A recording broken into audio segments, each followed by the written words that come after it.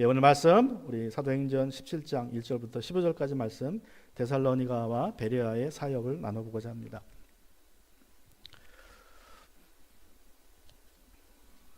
(17장 1절에) 보시면 바울 일행은 암비볼리와 아폴로니아를 거쳐서 데살로니가에 이르렀다. 거기에는 유대 사람의 회당이 있었다. 자, 유대 사람들이 많이 살고 있는 이제 데살로니가로 바울이 가게 됩니다.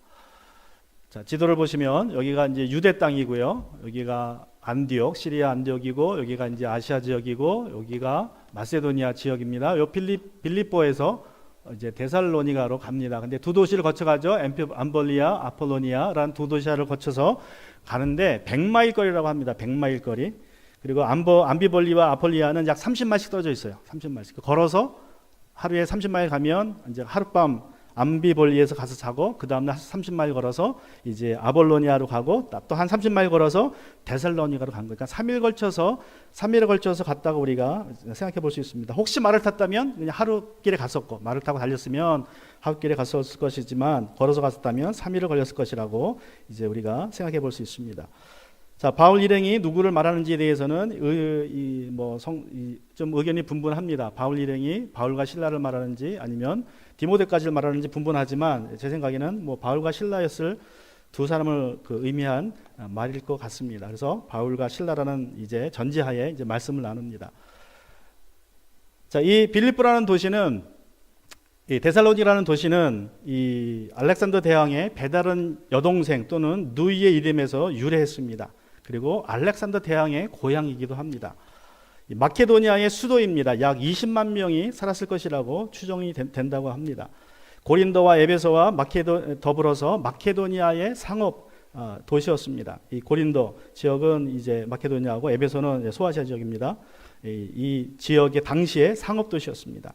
그래서 마케도니아 지역에서 생산된 도시가 이 데살로니가 지역을 통해서 수출이 되고 수입이 됐습니다. 그래서 굉장히 부유했던 도시였고 또 교통의 요지였다고 합니다. 그래서 이 데살로니가가 이그네시언이라는 이 큰 길 위에 이제 위치하고 있기 때문에 바울이 그 길을 따라서 요 길이 이제 이그네시언 하이웨이라 그래가지고 요게 이제 무역로입니다. 교통의 요지이고, 이제 조기를 따라서 이제 2차 선교 여행을 갔을 것이다. 이렇게 이제 신학자들이 이야기합니다. 자, 그런데 암비볼리와 아볼리아는 그냥 지나쳤습니다. 특별히 가서 복음을 전도했다는 기록이 없는데, 그것은 아마도 이 바울이 이제 아무래도 시간이 없죠. 그죠? 바울도 나이도 지긋하고 이제 시간도 없고 돈도 그러니까 모든 도시마다 다 복음을 전할 수 없어서 핵심 도시를 찾아가는 거예요. 아주 중요하고 사람 많은 도시 찾아가서 데살로니가, 빌립보, 아덴, 고린도 같은 데 가가지고 복음을 전해서 교회를 세우고 그 교회로 지역을 전파하게 하는 것이, 이제 복음화하는 것이 바울의 선교 전략이었습니다. 그래서 바울이 이제 데살로니로 가면서는 두 도시는 그냥 지나쳐 갖고 이제 데살로니에 가서, 또 나중에는 아덴이라는 교육 도시에 가서 복음을 전하고, 또 나중에 3차 선교 여행 때는 에베소라는 큰 정치적인 도시에 가서 복음을 전했습니다. 자, 언제나 그랬던 것처럼 바울이 이제 회당을 찾아가죠.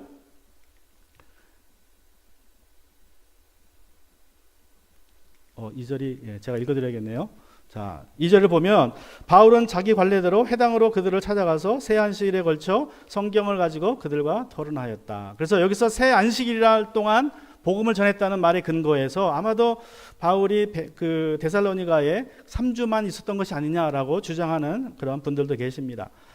자, 그런데 빌립보서 4장 16절과 데살로니가전서 2장 9절을 보면 아마 3주 이상 있었던 것으로 우리가 생각해 볼 수 있습니다. 우리 빌립보서 4장 16절에 보시면 내가 데살로니가에 있을 때에도 여러분은 내가 쓸 것을 몇 번 보내어 주었습니다. 몇 번.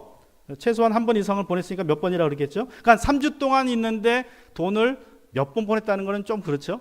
당시에 빌립보에서 데살로니가까지 가려면 말 타고 하루를 가야 되고 사람을 보내야 됩니다. 그러니까 돈이 엄청 들어요. 돈을 보내는데.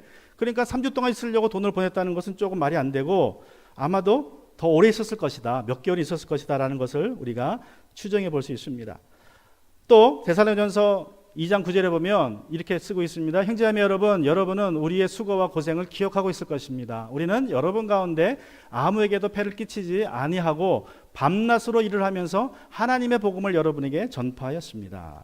자, 바울의 직업이 뭡니까?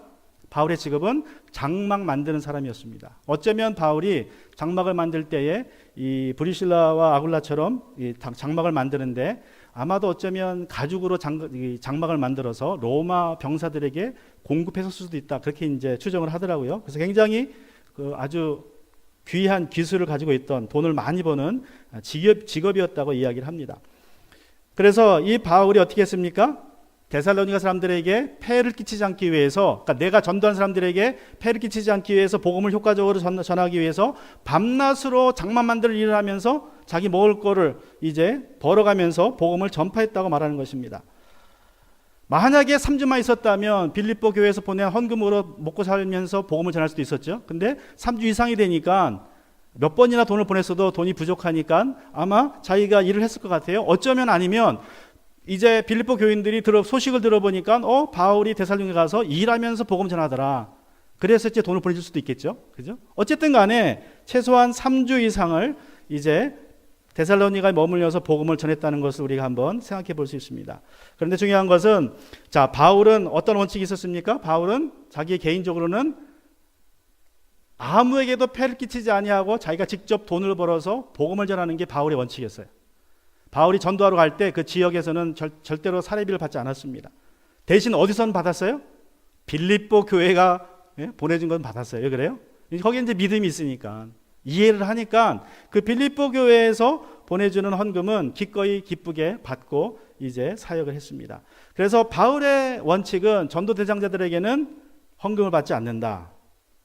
그런데 그것은 자신만의 원칙이었고, 하나님 나라를 위해서 이제 하나님이 세우신 원칙은 충실하게 따라서 다른 사람에게도 가르쳤습니다. 어떻게 가르쳤어요? 디모데전서 5장 18절을 보면 성경에 이르기를 타작 마당에서 나다를 밟았다는 소의 인망을 씌우지 말라고 하였고 일꾼이 자기 삭을 받는 것이 마땅하다 하였습니다. 그래서 이제 이 하나님의 원칙대로 자기가 다른 성도들이 보내주면 기꺼이 기쁘게 받았습니다. 그래서 여러분이 드리는 헌물도 그 귀한 헌물이, 그 헌물로 인해서 이 교회가 유지되고 또 저희 가정이 또 생활을 합니다. 그래서 여러분의 헌신을 생각할 때에 또 여러분에게 감사를 금할 수 없습니다.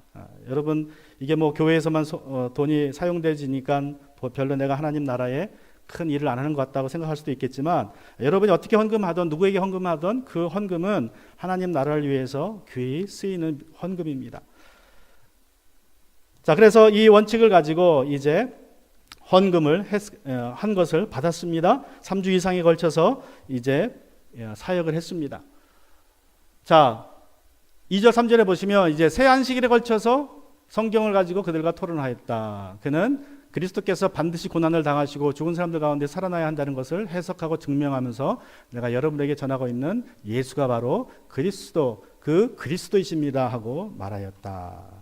자, 3주 동안, 최소한 3주 동안은 회당에 가서 복음을 전할 수 있었어요. 왜냐하면 처음에 듣고 사람들이 다시 환영을 해서 다시 오라고 해서 3주로 간 겁니다. 그리고 3주 이후에는 회당에 못 들어갔어요. 이제 여러 가지 문제가 있어서. 자, 어떻게 설교했습니까? 성경을 토론하였다고 말씀합니다. 바울은 유대인들과 성경을 가지고 그들과 토론하였다. 자, 성경에 근거해서 그리스도를 전했다는 것입니다.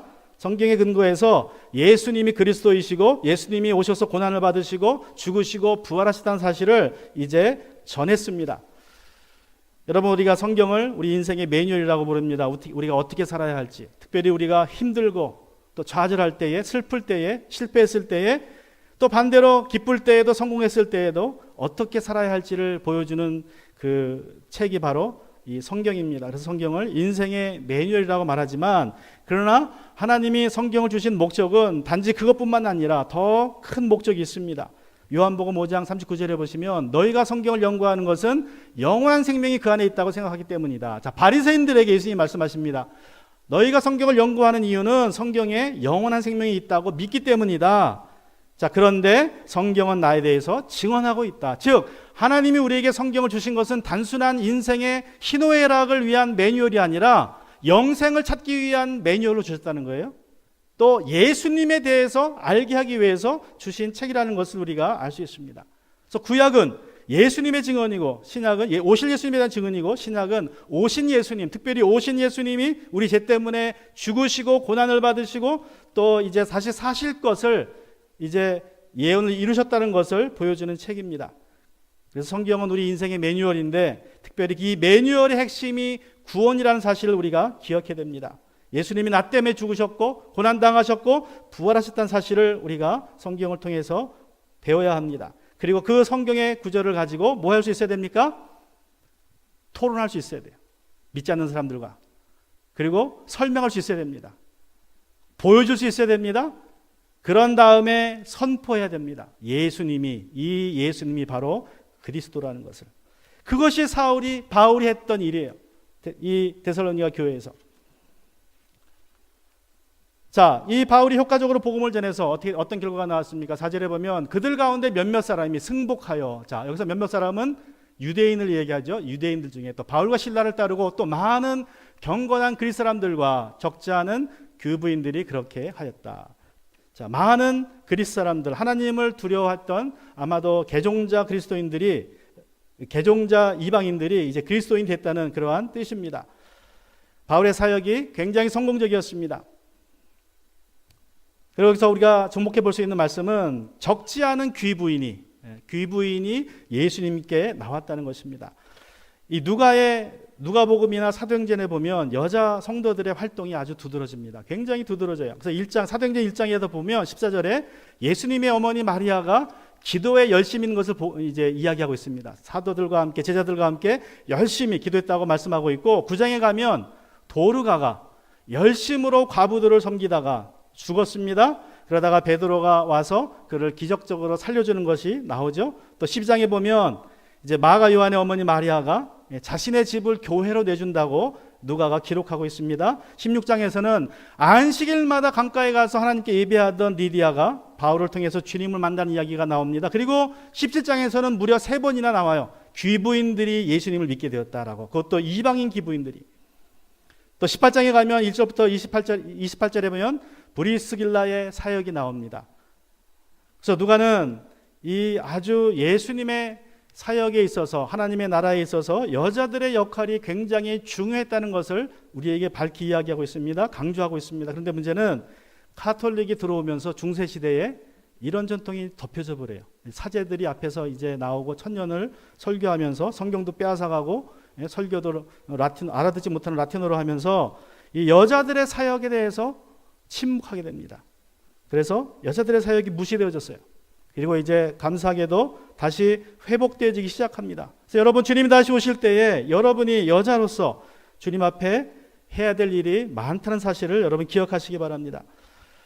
자, 바울의 전도로 많은 사람들이 주님께 나왔지만 이를 기뻐하지 않는 사람들도 있었습니다. 어떤 사람들입니까? 늘 그랬듯이 그러나 유대 사람들이 시기하여 거리에 불량배들을 끌어 모아다가 패거리를 지어서 시내에 소요를 일으키고 야손의 집을 습격하였다. 그리고 바울 일행을 끌어다가 군중 앞에 세우려고 찾았다.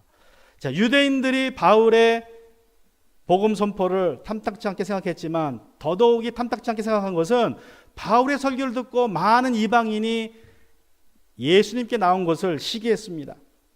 그래서 어떻게 했습니까? 불량배들을 시장에 나가서 불량배들에게 돈을 주고 끌어모읍니다. 그리고 그들을 통해서 선동을 해요. 소유를 일으키고 야손의 집에 갑니다. 야손의 집에 바울이 머물렀길래 그 집에 가서 야손의 집을 습격합니다. 그리고 이렇게 합니다. 6절 7절 그러나 그들을 찾지 못하고 야손과 신도 몇 사람을 시청 관원들에게 끌고 가서 큰 소리로 외쳤다. 세상을 소란하게 한 그 사람들이 여기에도 나타났습니다. 그런데 야손이 그들을 영접하였습니다. 그 사람들은 모두 예수라는 또 다른 왕이 있다고 말하면서 황제의 명령을 거슬러 행동합니다. 여기 보면 이제 두 가지 이야기를 하죠. 세상을 소란하게 한 그 사람들이 여기에도 나타났다 그랬어요. 여기에도. 그러니까 다른 어느 곳에서도 소동을 일으켰는데 그 사람들이 여기도 왔습니다라고 이제 고발하고 있고 또 7절에 보면 그들이 또 다른 왕, 예수라는 왕이 있다라고 고발을 합니다. 그래서 데살로니가에 있는 관원들이 이 고발에 이제 움직이기 시작합니다. 왜냐하면 이건 굉장히 정치적으로 아주 무서운 그러한 고발이었기 때문에 그렇습니다. 자, 그러면 왜 그러느냐? 왜 세상을 소란케 하는 그 사람들이 여기도 나타났다는 말에 데살로니가 사람들이 이제 들떠 있었느냐, 반응을 하였느냐 하면 이런 일이 있었습니다. 주 49년에 클라우디우스 황제라는 사람이 로마에 살고 있는 모든 유대인들을 로마에서 떠나라고 명령을 내렸어요. 칙령을 내려버립니다. 너무 이제 이 유대인들 때문에 시끄러웠는데 왜 시끄러웠느냐면 오순절 맞이해서 이제 예루살렘으로 순례를 갔던 일부 유대인들이 오순절 가서 뭘 봤냐면 베드로와 제자들이 성령 받는 걸 봤어요. 그리고 베드로의 설교를 듣고 예수님 믿고 그들 성령 받아서 왔습니다. 그리고 고향으로 돌아갔어요. 로마로 가서 교회를 시작했어요. 근데 교회가 너무 부흥하는 거예요. 이방인들도 들어오고 유대인들 들어와서 부흥을 하는데 너무 교회가 부흥하니까 또 거기 있는 유대인들이 시기를 합니다. 그래서 예수님을 믿는 유대인들과 믿지 않는 유대인들이 서로 또 다투기 시작해요. 토론하기 시작하는데 다툼이 됩니다. 근데 이 한 민족 안에 다툼이 일어나는데 유대인들 인구가 너무 크고 이 사람들이 영향력이 있어가지고 그 소란이 온 동네를 시끄럽게 한 거예요. 로마 치욕을. 그래서 클라디우스 황제가 이거 못 참겠다 그래가지고 다 쫓아내버렸어요. 다 나가라. 로마를 다 떠나라. 그래가지고 브리스길라와 아굴라 부부도 그때 떠납니다. 그 칙령 때문에. 자, 그래서 그런 일을 벌였던 사람들이 이제 여기도 나타났습니다. 이제 시끄럽게 됐습니다 하면서도 또 예수라는 또 다른 왕을 증거하고 있습니다. 당시에 어거스트라는 사람이 황제가 되면서 황제에 대한 누가 황제가 될 것인가라는 점을 보지 말고 로마가 어떻게 될 것인가에 대해서 점 보지 말라 그랬어요. 왜냐하면 그거 이제 점괘가 이상하게 나오면 시끄러지니까 아예 그런 걸 못하게 했는데, 그런데 이 사람들이 와서 뭐라 그럽니까? 예수가 왕이다 그러는 거예요. 그랬더니 데살로니가가 발칵 뒤집힌 겁니다. 그래서 이제 사람들이 와서 잡아가려고 합니다. 자, 그런데 야손의 집에 갔더니 야손만 있고 바울과 실라가 없습니다. 군중과 시청 관원들이 이 말을 듣고 소동하였다. 그러나 시청 관원들은 야손과 그 밖의 사람들에게서 보석금을 받고 놓아주었다. 자, 그래서 야손이 어쩔 수 없이 아주 큰 돈을 보석금으로 내고 나옵니다. 조건은 뭐냐면 바울과 실라는 즉시로 떠날 것이다. 다시는 여기에 돌아오지 않을 것이다 라는 담보금을 내고 풀려납니다. 그래서 바울과 실라가 돌아오면 어떻게 돼요? 그 담보금을 뺏기는 거예요. 벌금으로. 자, 이제 그런 소동이 있어서 이제 바울이 다시는 데살로니가로 못 가요. 그래서 데살로니가서 2장 18절에서 바울이 언급합니다. 그러므로 우리는 여러분에게 가고자 하였고 특히나 바울은 한두 번 가고자 하였습니다. 그러나 사단이 우리를 방해했습니다. 사단이 방해했다는 말은 야손이 어쩔 수 없이 보석금을 낸 것을 가리키고 있다고 이제 우리가 이해할 수 있습니다. 자, 그래서 어쩔 수 없이 떠났습니다. 데살로니가를.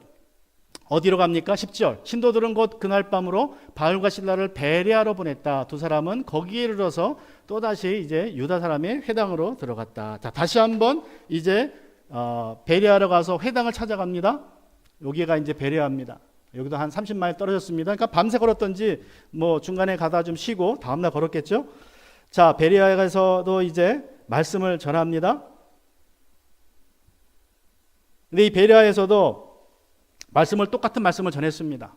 데살로니가에 전한 말씀을 똑같이 전했는데 베레아에서는 더 반응이 좋았어요. 더 성공적이었습니다. 그래서 베레아에서는 12절에 보면 이렇게 얘기하죠. 따라서 그들 가운데 믿게 된 사람들이 많이 생겼다. 또 지체가 높은 그리스 여자들과 또 나오죠. 여자들과 남자들 가운데서도 믿게 된 사람들이 적지 않았다.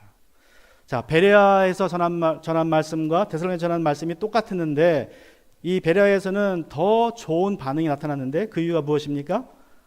특별히 베레아에서는 반대했던 유대인이 없어요. 나중에 데살로니가에서 유대인들이 내려와서 어쩔 수 없이 쫓겨는 갔지만 베레아에서는 반대한 유대인들이 없었습니다. 모든 사람들이 다 듣고 복음을 받아들였어요. 자, 그 이유가 무엇입니까? 어떻게 해서 많은 사람들이 모두가 복음을 듣고 받아들였습니까? 동일한 메시지인데 왜 데살로니가 사람들은 반대를 했고 일부가 왜 베레아 사람들은 다 믿었습니까? 11절에 보면 그 이유가 세 가지로 나옵니다. 첫 번째, 베레아의 유대 사람들이지만 베레아 유대 사람들은 데살로니가의 유대 사람들보다 더 고상한 사람들이어서 라고 표현합니다. 고상한 사람들이다. 여기서 고상하다는 말은요, 문자적으로 고상하다는 뜻이지만 출신이 좋다라는 뜻인데 다른 말로 어떻게 의미가 해석되냐면 마음이 열려있다 그런 뜻이에요. 마음이 열려있다. 열린 마음으로. 즉 베레아의 유대 사람들은 열린 마음으로 바울을 대했습니다. 바울의 설교를 들었습니다. 그래서 여러분이 같은 설교를 듣더라도 마음을 열고 듣느냐 아니면 닫힌 마음으로 듣느냐가 굉장히 다릅니다. 나의 편견을 가지고 나의 배경을 가지고 내 교만함만 가지고 말씀을 들으면 은혜 받을 수 없지만 내가 그것을 다 버리고 마음을 열면 은혜 받는다는 거예요. 제가 신학교 1학년 때 기숙사에 살면서 아침마다 월요일부터 금요일까지 새벽 기도를 나가요. 4시, 5시에. 그럼 4시 반쯤에 스피커가 이제 해서 노래가 엄청 크게 나옵니다. 예? 아주 그냥 동네가 다 떠들썩할 정도로 스피커로 노래가 막 일어나라고 예? 어떤 노래도 있냐면 예? 이런 노래도 있어요. 거기에서 내 형제를 데려오라. 그리고 짱 데려요. 거기에서 내 형제를 데려오라. 짱. 은혜 받았으니 은혜 끼쳐라. 구원 받았으니 구원하여라. 그런 노래 틀어지 아침마다 하면 그냥 막 일어나죠. 어쩔 수 없이. 그러면 이제 가요. 네, 새벽 예배 가서 앉아 있습니다. 어떤 날은 대부분은 그냥 반쯤 졸고 있죠. 설교를 듣지만 듣지 못하는 거 그냥 그러느냐 하고 듣고 있고, 또 어떤 날은 정신이 말짱해요. 그럼 설교가 들려요.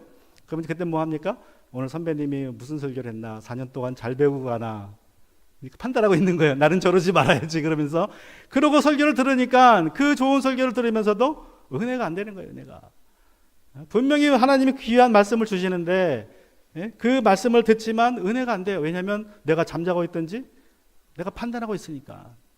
그래서 여러분, 우리가 은혜 받으려면 마음을 열어야 됩니다. 내 생각, 내 고집, 내 편견은 먼저 버려야 됩니다. 베레아 사람들이 그랬어요. 또 두 번째는 어떻게 했습니까? 그들이 아주 기꺼이 말씀을 받아들이고 기꺼이 말씀을 받아들였어요. 자, 마음을 열고 기꺼이 말씀 받았다는 것은 의도적으로 선택적으로 들었다는 거예요. 그냥 들은 것이 들리니까 들은 게 아니라 귀를 열고 들었다는 거죠. 들려서 듣는 게 아닙니다. 귀를 열고 적극적으로 들었어요. 적극적으로. 이런 이야기가 있습니다. 아주 오래전 이야기예요. 무전기가 이제 말로 하는 무전기가 별로 없고 이제 모스 기호를 사용해서 무전을 할 때 이야기입니다. 이 뚜뚜뚜뚜 하는 거 있죠? 그 모스 기호를 사용해서 이제 배들이 서로 통신할 때 이야기인데, 어느 큰 선박 회사가 이제 이 무전사를 구한다는 소식을 신문 광고에 냈습니다. 그랬더니 그 면접 당일날 많은 사람들이 모여들었어요. 이 무전사가 되기 위해서. 자, 면접실에 모여서 가득 찼는데 시간이 지나도 안 불러요. 어떤 사람 지루하니까 신문 보고 있고, 어떤 사람 옆에 사람 얘기하고 있고, 어떤 사람 멀뚱멀뚱 쳐다보고 있고, 담배 피고 있고, 아무리 시간이 지나도 부르질 않습니다. 자, 그러고 시간을 보내고 있는데 갑자기 한 사람이 구석에 앉아 있다가 벌떡 일어나서 막 뛰어들어가, 후다닥 사무실로. 그리고 한 1분 후에 기쁘게 웃으면서 나옵니다. 그리고 다른 사람이 쫓아나와요. 그러면서 하는 말이 이 사람이 우리가 오늘 지금 하이어했습니다. 다 돌아가십시오.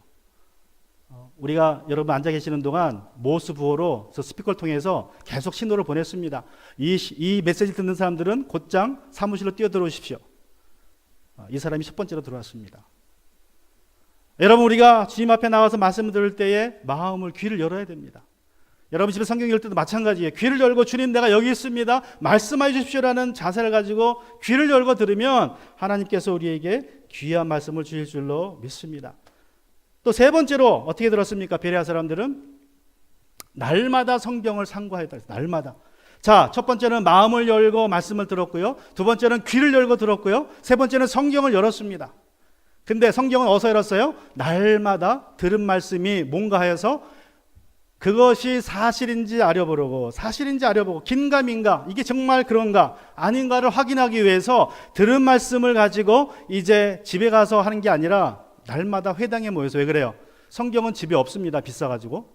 회당만 가야 성경이 있어요. 어지간한 부자가 아니면 집에 성경 그 구약을 다 두지 못해요. 그래서 회당 가서 날마다 모여가지고 같이 성경을 펴고 이제 생각해보면 연구하는 거예요. 정말 바울이 한 말이 사실인가? 그 말이 참말인가?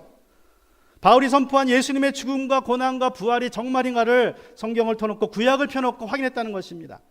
그래서 여러분, 말씀을 듣는 데서 그치면 안 됩니다. 말씀보다 말씀을 좀 들으시고 집에 가셔서, 여러분 이제 성경이 있으니까 집에 가셔서 펴놓고 확인하셔야 돼요. 오늘 목사님이 한 말씀이 사실인가? 내가 들은 말씀이 정말 성경에 있는 말씀인가? 여러분이 확인해 보셔야 됩니다. 확인해 보셔야 돼요. 우리 침례교회 전통이 그겁니다. 누가 앞에서 말을 하든, 담임 목사님이 얘기했던, 신학자가 얘기했던, 누가 얘기했던 간에 그 말씀이 성경에서 나온 말씀이 아니면 우리는 거절해요. 우리는 딱 자릅니다. 그건 성경의 가르침이 아닙니다, 여러분. 그런데 여러분이 집에 가서 성경을 연구하시면서 들은 말씀을 가지고 성경을 상고하실 때에 주의하실 부분은, 성경을 이해할 때에 여러 가지 방법이 있어요. 뭐 다 말할 수는 없지만 크게 두 가지로, 어떤 성경 구절은 문자적으로 이해해야 됩니다. 그 있는 말씀 그대로 내가 순종해야 돼요. 어떤 말씀은. 근데 어떤 말씀은 의미를 파악하셔야 돼요. 여기서 가르치고자 하는 교훈이 뭔가를 파악하셔서 교훈을 적용하셔야 될 부분이 있고, 말씀 그대로를 적용해야 될 부분이 있어요. 말씀 그대로를. 그래서 그거를 잘 이제 파악해야 되는데, 그거는 성령님의 도우심도 필요하고 우리가 함께 모여서 해야 됩니다. 가령 이제 이런 구절일 수 있죠. 누가복음 18장 22절 보면 내게는 아직 한 가지 부족한 것이 있다. 내가 누구예요? 부자 청년, 부자 광은 청년이죠.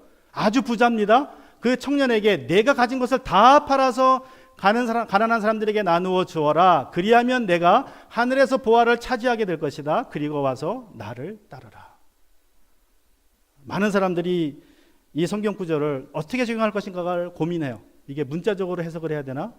아니면 의미상 이 말씀의 교훈을 적용해야 되나? 자, 이 말씀은요, 문자적으로 적용하기가 쉽진 않아요. 그죠? 왜 그래요? 여러분 만약에 문자적으로 이 말씀을 적용한다고 한다면 여러분은 다 가진 걸 팔아야 됩니다. 예수님 믿으려면. 여러분이 부자든 아니든 간에 다 팔아야 돼요. 가진 걸 팔고 가난한 사람들이 나눠주고 나와야 구원받는 거예요. 그래서 문자적으로 적용하기보다는 이 말씀은 가르치고자 하는 교훈이 있어요. 어떤 교훈입니까? 그 부자 청년에게는 뭐가 문제예요? 예수님을 닮게 나오는데 문제는 물질이 우상입니다. 물질이 우상. 하나님을 믿는데 물질이 하나님과 그 사람 사이에 딱 가로막혀 있어서 믿음이 더 이상 발전이 안 되는 거예요. 그러니까 예수님이 그거를 보고 너는 물질이 우상이니까 물질을 팔아버리라 그런 거예요. 물질을 싹 없애버려라. 그리고 나를 따라라. 그래서 이것은 문자적으로는 그 청년만 이해하면 돼요. 그렇게 적용하면 됩니다. 우리들은 교훈을 받으면 돼요. 어떤 교훈이냐? 나와 하나님 사이에 가로막고 있는 것이 지금 뭔가? 그게 물질일 수도 있고요. 그게 뭐 쾌락일 수도 있고 악한 죄의 습관일 수도 있고 또 다른 뭔가 있을 수 있는데 그걸 다 버리라는 거예요. 그리고 나를 따르라. 그것이 말씀의 의미입니다. 그래서 여러분이 성경 읽으실 때 또 말씀을 듣고 집에 가서 이제 말씀을 확인할 때에 저 목사님 지금 저 말씀을 문자적으로 확인을 해서 우리에게 주는 말씀인가? 아니면 문자적인 적용을 우리에게 교훈적으로 주는 건가? 이런 것들을 이제 확인하셔야 돼요. 그래서 그 말씀이 설교 말씀이 성경에서 어긋나는 것이라면 우리가 받지 말아야 됩니다. 그 누가 얘기했다더라도.